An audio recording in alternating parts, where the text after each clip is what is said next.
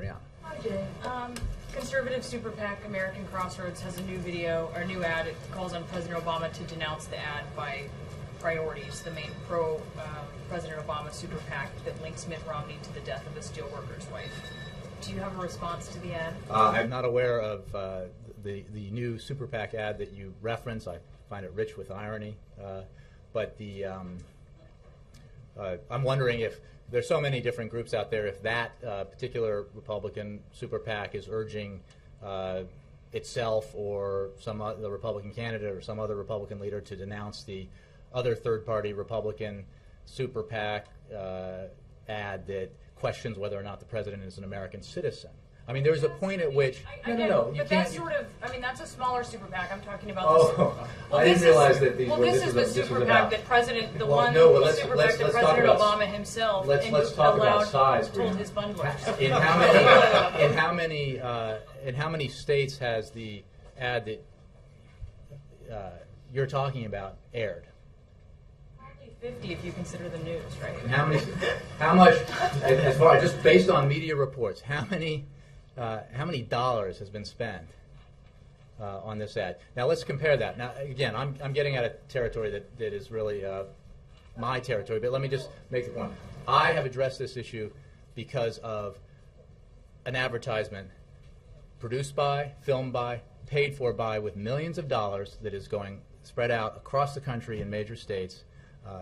Paid for by and produced by the Romney campaign, not a third-party group, that is categorically false and blatantly dishonest in its representation of the president's policy. And that's not just me saying it. That's President Bill Clinton who has said it. It is Republicans who worked on welfare reform who have said it.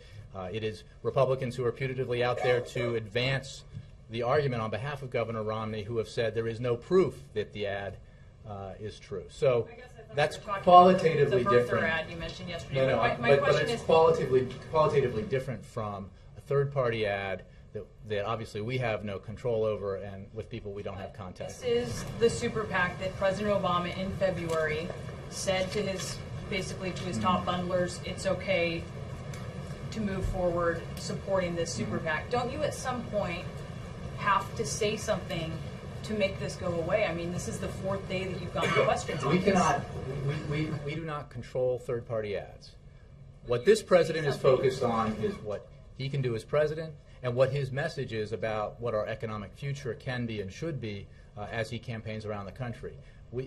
Again, perhaps others should then, it should be incumbent on others to give evaluations and assessments and condemnations, if called for, of other ads that you judge out of line. What this president is focused on is helping the economy grow, helping it create jobs, and when he's out there campaigning, he's bringing a message about what his vision is for the future. That's what he's focused on, and as he should be. But does it serve him for a debate over this kind of ad that is so antithetical to the type of politics that he has promoted? Does that serve him well? We do not control the ad, Brianna. Again, these are Apple.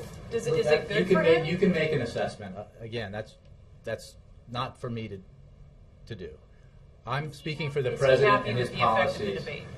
I'm speaking for the president and defending and explaining his policies and defending them when a campaign ad with millions and millions of dollars behind it, as opposed to $0 behind it, is being broadcast around the country, paid for, produced by the Romney campaign, that is categorically false and blatantly dishonest about the president's policy positions.